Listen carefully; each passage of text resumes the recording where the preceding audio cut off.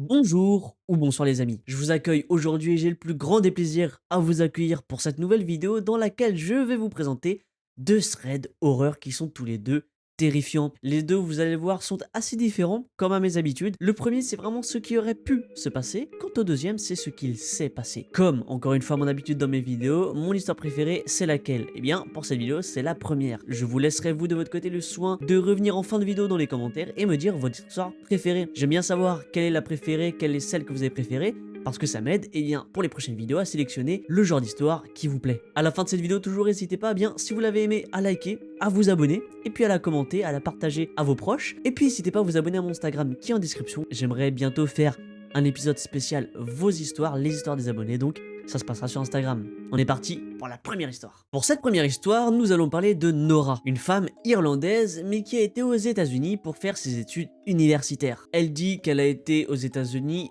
selon ses mots, avant que ce ne soit un endroit beaucoup trop pourri pour que les immigrés puissent venir. C'est selon les mots de Nora. On n'a pas d'âge ni de date concernant cette histoire, mais on va imaginer qu'elle a à peu près la vingtaine d'années. Parce qu'elle fait ses études universitaires, elle a été assez grande pour déménager loin de son pays natal, donc on va imaginer 20-21 ans à peu près. Nora nous indique qu'elle habitait dans un quartier vraiment chaud de Chicago à cette époque et que selon elle, il y avait 3 tueurs en série connus dans le quartier pour être en période active. Vous aurez compris, 3 tueurs en série en période active, c'est des tueurs en série qui, à l'heure où elle a vécu cette histoire, étaient en train encore de tuer des gens. Concernant la police, on pourrait légitimement se questionner. Nora nous indique que la police s'en fichait. Elle ne faisait rien parce que c'était un quartier très défavorisé et que, encore une fois, selon ses mots, ça foutrait en l'air toutes leurs statistiques sur la criminalité. Quoi qu'il en soit, un soir où ses cours terminaient très tard, elle a décidé, en descendant du bus près de chez elle, d'aller à l'épicerie du coin pour prendre du soda, juste avant que cette dernière ne ferme. C'est là qu'un homme s'est mis juste derrière elle, au niveau de la file d'attente de la caisse. Il n'avait dans les mains qu'un seul article. Nora précise que l'homme l'avait suivi en descendant du bus. Il était avec elle dans le bus et quand il a vu qu'elle a été dans l'épicerie, il est descendu aussi et il l'a suivi. Elle rajoute qu'étant irlandaise, c'est dans sa nature d'être avenante et d'être joyeuse envers les gens, tout ça. Et donc immédiatement à la caisse, elle s'est retournée en pensant que c'était un voisin à elle ou autre, une connaissance de son quartier, et qu'elle voulait dire bonjour. Et en se retournant, elle s'est rendue compte que c'était pas vraiment l'un de ses voisins ou même une connaissance quelconque. En se retournant, elle est formelle. Ce n'est pas un voisin. L'homme est grand, mince, avec des yeux ambrés, bizarres qu'elle n'avait encore jamais vus sur un être humain auparavant. L'homme était blanc. Cela peut sembler peu pertinent de le préciser, mais Nora nous indique que dans son quartier, un homme blanc se faisait très vite remarquer. Elle nous dit en blaguant que dans son quartier, il y avait une blague récurrente selon laquelle elle était la fille la plus blanche que l'endroit ait connue depuis la déclaration de l'indépendance. L'homme avait les cheveux blancs. Peut-être la cinquantaine. Il avait un accent du Midwest qui semblait tout inoffensif. Mais il y avait juste quelque chose. Une chose qui n'allait pas. L'homme a juste regardé Nora, mais pas de la même façon que les autres types louches qui juste sont là pour la reluquer. Il la regarde comme un chat quand il traque le point laser sur son lit, comme un félin, prêt à bondir sur sa proie. Nora nous indique que son appartement était à 2 terrains vagues de l'épicerie, là, donc de l'endroit où elle était, et donc qu'elle avait l'habitude pour... En termes de raccourci, elle allait directement dans le terrain vague, même si c'était pas très sécurisé, c'est son quartier, tout ça. Raccourci, elle y va. Ce soir-là, Nora nous raconte qu'elle a eu un tellement mauvais feeling qu'elle n'est jamais rentrée ce soir-là par le terrain vague et elle n'est d'ailleurs jamais rentrée chez elle tout court ce soir-là. Elle indique qu'elle est remontée dans le bus. Elle est descendue à l'aéroport ouvert toute la nuit, a pris une chambre pour dormir et est restée toute la nuit là-bas. Nora précise qu'elle n'a aucun doute aujourd'hui, en sachant ce qu'elle sait, qu'il était l'un des 3 tueurs en série qui sévissaient dans le quartier à ce moment-là. Finalement, quelques semaines plus tard, pour ses recherches, Nora nous dit qu'elle est partie sur le terrain, au Venezuela, et pendant ce temps, une chose terrible s'est passée dans son appartement. Elle nous indique que ses voisins, un matin, ont appelé la police parce que la porte de l'appartement de Nora a été forcée, et ce, sûrement durant la nuit. La personne qui a fait ça a tout saccagé avec rage, sûrement en réalisant que Nora n'était pas là. Il a volé tous ses sous-vêtements, y compris ceux dans le panier à linge sale. Nora a même été portée disparue, parce que forcément la police entre dans l'appartement, voit qu'il n'y a pas Nora, que tout a été foutu en friche, et donc ils l'ont mis comme portée disparue, ils l'ont recherché, jusqu'à temps qu'il remonte à quelqu'un de l'université qui connaissait Nora et qui leur a dit non, non, elle est partie au Venezuela.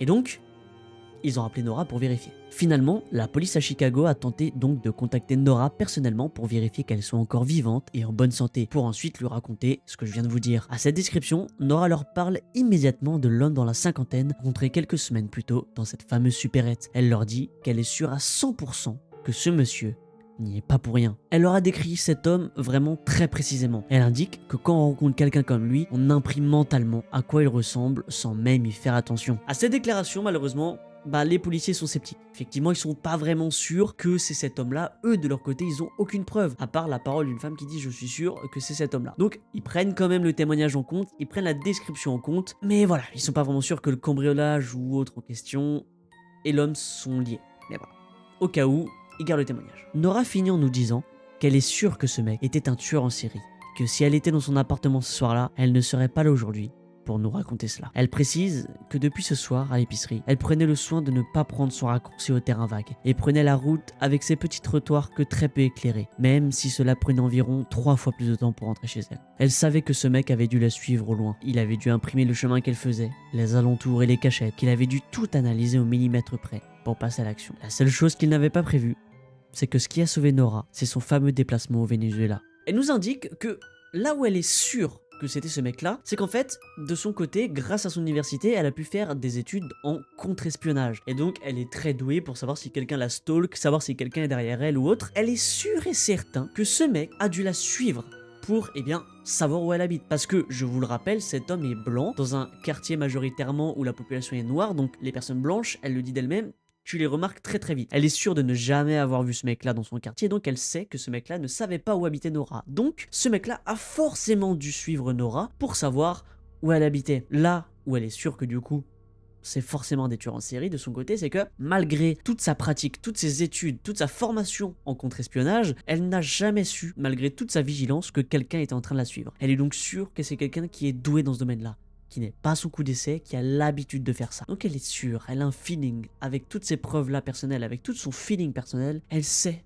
que c'était un tueur en série qui était là ce soir-là. Pour info, j'ai un petit peu tourné la conclusion plus tard, j'ai regardé dans les commentaires parce que c'est une histoire qui date d'il y a longtemps, donc il y a beaucoup de réponses. J'ai pu savoir les dates finalement, elle a habité dans son appartement de 2016 à 2019. On n'a donc pas de date exacte, comme dit au début de la vidéo, mais on a une fourchette approximative où on sait que durant 2016 et 2019, il y avait 3 tueurs en série actifs dans les quartiers de Chicago et elle a sûrement croisé l'un d'entre eux. Elle nous précise qu'un petit peu après l'histoire, elle a continué à vivre dans cet appartement. Elle a demandé à son voisin qui s'appelle Dennis, un basketteur qui fait 2 mètres, de dormir sur le canapé chez elle pendant quelques temps afin d'être un minimum rassurée. Elle nous indique aussi qu'elle a demandé au proprio, mais à faire à ses propres frais à elle, de changer la porte et de mettre des petites grilles devant la porte pour encore une fois sécuriser un maximum le lieu. Mais malgré ça, malgré tous ses efforts pour la sécurité, elle nous indique, et à juste raison, que jusqu'au moment de partir, elle ne s'est plus jamais sentie en sécurité. Voilà pour cette histoire, j'espère qu'elle vous aura plu. Moi j'ai vraiment aimé parce que comme dit, c'est vraiment ce qui aurait pu se passer. C'est-à-dire que j'adore ces histoires-là où on sait pas. C'est-à-dire qu'on sait pas si c'est vraiment le tueur. Elle nous affirme, elle sait que c'est lui. Nous de notre côté, on sait pas vraiment si c'est le tueur.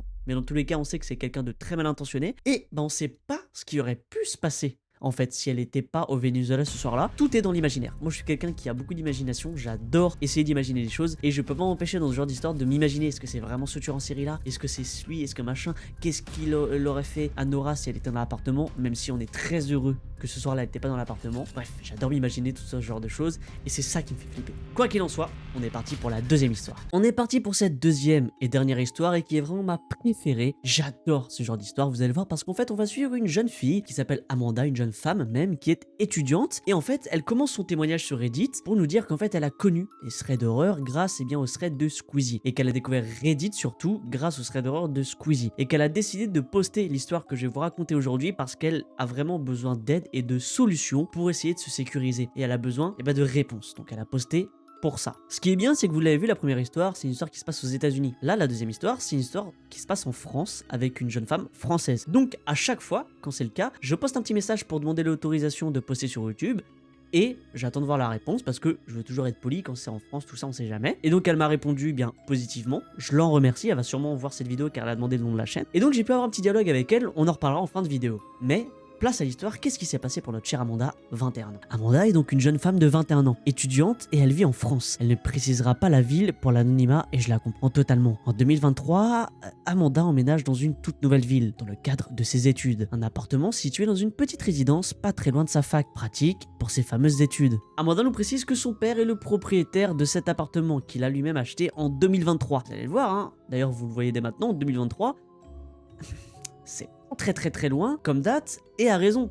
À l'heure actuelle, au message là, elle m'a répondu. Il s'est encore passé une chose depuis l'histoire. Elle habite encore dans cet appartement. C'est terrible, vous allez le voir. Elle se souvient très bien du rendez-vous chez le notaire avec les anciens propriétaires de ce dit appartement. Elle nous les décrit comme des personnes en apparence ordinaire. Rien d'anormal et à première vue, si ce n'est que la femme se comportait elle, de manière un petit peu étrange. Elle avait les yeux grands ouverts, de manière pas très naturelle. Amanda ne saurait pas vraiment expliquer pourquoi, mais la femme semblait un poil nerveuse. Elle l'observait avec un regard qui faisait froid dans le dos, selon les mots de notre amie Amanda. Hormis ce détail, l'homme, lui, paraît plutôt jovial, d'apparence joyeuse, amicale et même plutôt drôle en plus de ça. Le père d'Amanda, selon ses dires, est quelqu'un de très commerçant et donc de très négociateur. Il a donc hyper facilement, réussi à négocier cet appartement, à l'avoir à un prix un peu plus bas. Amanda nous dit d'ailleurs que avec le recul, c'est un petit red flag parce que il a vraiment, mais vraiment pas eu de mal à le négocier. Comme si les anciens propriétaires voulaient s'en débarrasser. Petite précision concernant ce logement, Amanda nous dit que c'est des appartements dans une résidence qui accueille majoritairement, pas totalement mais majoritairement, des étudiants tout comme elle. Le temps passe et là quelques déjà petits événements vont voir le jour et vont faire leur apparition. Premièrement, sa voisine d'en face avait de grosses embrouilles avec des membres de sa famille. La police était même plusieurs fois intervenue pour calmer les choses. Une autre fois, alors que Amanda dormait, elle a été réveillée à 6 h du matin par des cris et des gros bruits qui provenaient tout droit du couloir. Elle a alors eu un coup de chaud. Petit coup de peur, quand au final, elle a appris que les gendarmes avaient littéralement défoncé la porte d'un appartement. Il y avait des trous dans le plafond de cet appartement et le mur était totalement déformé. Amanda a également appris qu'ils avaient défoncé la porte du monsieur présent dans l'appartement car il était en prison et il squattait alors illégalement le logement en question. C'était donc, vous l'aurez compris, une question de légalité et entre ce monsieur et la justice surtout. Ce qu'on peut dire en tout cas, c'est que ça commence et c'est déjà vraiment pas très rassurant du tout. Il y a vraiment beaucoup de red flags qui s'ajoutent entre le fait que les négociations se sont très vite passées, ça a très vite été accepté comme si vous voulez se débarrasser de l'appartement, la police qui intervient pour les voisins parce qu'ils se disputent entre familles, la police qui arrive et qui défonce l'appartement d'un mec qui, attention, était en tôle et qui squattait ici. Bizarre. Et encore, on sait même pas pourquoi il était en tôle. Hein. Vous allez voir que... bizarre. C'est tout est bizarre là. Et d'ailleurs, je rajoute, à ce stade-là, je pense que Amanda elle-même a pu se dire je comprends pourquoi les négoces ils ont été très vite acceptés là, je commence à capter là. Et Amanda rajoute que ce n'est même pas le plus important ni le pire dans tout ça. Il y a une chose qui est aussi à préciser, c'est que les murs sont extrêmement fins. On y entend absolument tout et sa porte est composée d'une vitre. Donc elle peut à peu près voir la lumière qui s'allume dans le couloir, sur le palier. Avec les réponses que j'ai pu avoir, en fait Amanda nous explique que effectivement c'est à moitié une vitre, mais on peut pas voir ce qui se passe dehors juste quand il y a une lumière ou une nuance de couleur, de jour. Forcément on le voit, c'est genre quelqu'un passe, c'est de façon à garder une intimité en fait. C'est du vitrage, donc on peut voir s'il y a une lumière ou autre, mais quand quelqu'un, par exemple, tu peux pas voir l'extérieur et l'extérieur ne peut pas te voir. C'est juste, voilà, elle saurait pas vraiment comment le décrire, moi je saurais pas non plus comment vous le décrire, je pense que vous voyez à peu près comme, je sais pas, vous êtes en appartement, les vitres d'une salle de bain, tu vois, par exemple. Le problème étant que l'appartement de Amanda est en fin de couloir, donc si la lumière s'allume, c'est que soit quelqu'un vient chez elle, ou alors vient chez sa voisine. Il n'y a pas 150 raisons qui pousseraient quelqu'un à venir devant l'appartement de Amanda. En fait, il n'y a que deux solutions, pour Amanda ou sa voisine. Ou alors à la limite que quelqu'un s'est trompé, mais vous allez le voir dans la suite de l'histoire, ce qui va se passer, la personne ne s'est pas du tout trompée. C'était intentionnel. Un soir, il y a environ 1 an de cela, elle avait invité une amie à elle à dormir dans son appartement. Elles étaient toutes deux dans le salon, dans le canapé-lit, et elles ont regardé des vidéos jusqu'à 1 h du matin à peu près. C'est alors qu'elle entend la porte de son bâtiment s'ouvrir, et elle ne saurait pas comment l'expliquer, mais elle avait déjà un mauvais feeling. Elle entend ensuite des bruits de pas qui s'avance jusqu'à ce que la personne atteigne la porte de son appartement. La lumière s'allume alors et d'un coup, l'inconnu derrière essaie d'ouvrir la porte. Il essaie une première fois et cette dernière ne cède pas, étant fermée à clé. Il attend alors 2 secondes et tente à nouveau d'ouvrir la porte en mettant cette fois un peu plus de force. Quand l'inconnu met un peu plus de force sur la porte et voit qu'elle ne cède pas, il part immédiatement du bâtiment. En quittant le bâtiment, il passe près de la fenêtre de l'appartement de Amanda qui, elle nous le précise, est au rez-de-chaussée. Donc quand il passe à l'extérieur, vu que c'est au rez-de-chaussée, elle peut voir de l'extérieur depuis sa fenêtre. Donc quand l'individu passe devant la porte, en dessous les stores, elle a pu y apercevoir un homme. C'est tout, pas plus, pas de détails physiques, rien, juste assez qu'il y a un homme qui est passé, c'est tout. Elle précise, mais ça je pense que vous le savez, qu'elle est terrifiée, parce que elle ne semble à première vue ne pas connaître cet homme, donc il avait aucune raison de venir à environ 1 h du matin dans son appartement. Donc elle est totalement terrifiée et on peut archi la comprendre. Je pense qu'on serait tous terrifiés à sa place. Parce que elle sait rien. Elle sait juste qu'il y a un homme, mais elle sait pas ce qu'il est venu faire, pourquoi il était là, pourquoi à cette heure-ci. Elle ne sait rien et elle ne connaît rien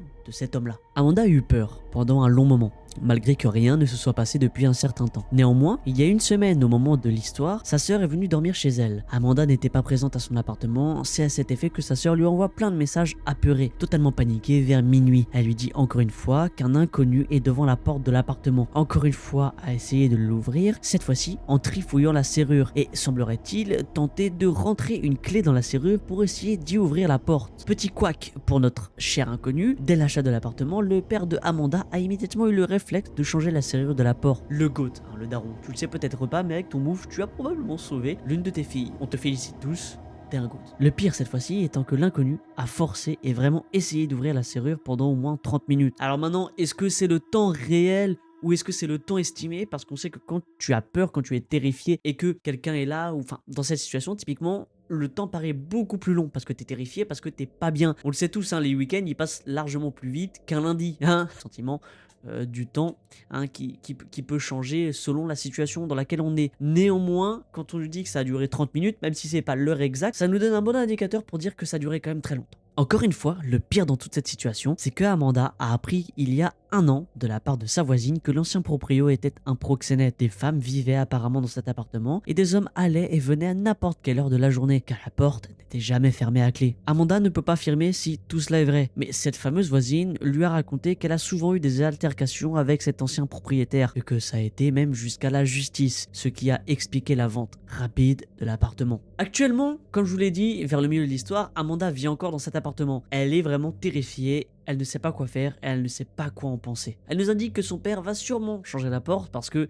celle qui est là actuellement, pas très solide, et bah pour la sécurité de sa fille, c'est un petit peu mieux. Elle nous indique que malheureusement, bah, elle ne peut pas déménager chez son père, enfin chez ses parents parce que c'est trop petit, enfin bref, elle peut pas déménager chez ses parents. Elle ne peut pas, eh bien, déménager dans un autre appartement, sûrement parce qu'elle n'a pas les moyens, qu'elle n'a pas l'opportunité de le faire. Donc en fait, actuellement, elle n'a pas le choix de rester ici, dans cet appartement. En plus de ça, et alors là, gros disclaimer et grosse force à Amanda. J'ai l'habitude de faire un petit peu d'humour et tout dans mes threads, mais là, grosse force à elle parce qu'en plus, elle indique qu'elle a été agressée non loin de cet appartement, un petit peu dans les environs, dans le passage pour aller jusqu'à son appartement. Donc en plus de tout ce qui se passe à son appartement même, elle indique qu'elle a déjà été agressée dans les parages. Donc ben, c'est un trauma et on vraiment te souhaite vraiment tout le courage du monde. Dans les commentaires, n'hésitez pas à tous soutenir Amanda, je pense qu'elle va voir cette vidéo. Vous l'aurez compris, Amanda est un faux prénom, je l'ai inventé, mais n'hésitez pas à tous la soutenir dans les commentaires, je pense que ça lui fera beaucoup de bien. Effectivement, elle a pour projet de changer la porte qui est vitrée parce que dans son commentaire, vous allez le voir, elle nous dit qu'elle peut pas changer la porte parce que c'est une porte vitrée. Mais si son père, eh bien, veut changer la porte, qu'il mette une porte classique, en tout cas c'est ce que je conseille, mettre un Judas, comme ça dès qu'une chose comme ça se passe, si elle a le courage de le faire, elle va au Judas.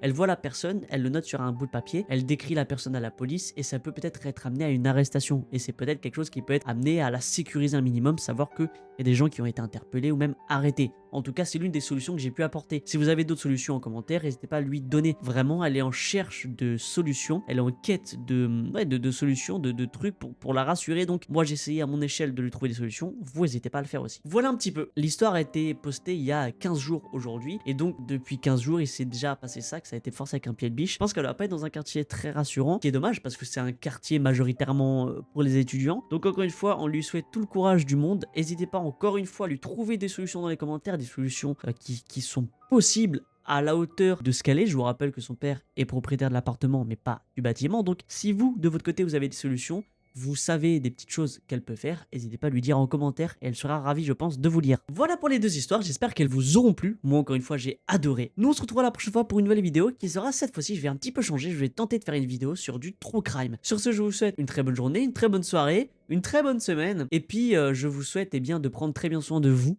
mais surtout de votre famille, c'est le plus important. Salut!